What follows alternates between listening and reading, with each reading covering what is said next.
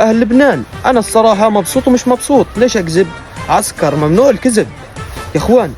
أنا يعني الإشي اللي انبسطت منه إنه خلاص وقفوا عنكم إطلاق النار وراح تعيشوا بأمان، وترجعوا البنات يشيشوا في المطاعم والشباب يشيشوا، يرجعوا هيدا ومش هيدا والكلام هذا. خلص يعني انتوا هيك ارتحتوا.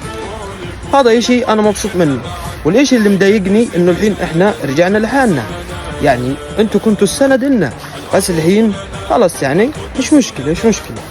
ألف مبروك والله يرحم الشهداء عنكم وعقبال عنا يا رب. بس أهم شيء يا إخوان اوعوا تنسونا، يعني ضلكوا ادعونا. ما أنت عارف يا جماعة هيدا ومش هيدا.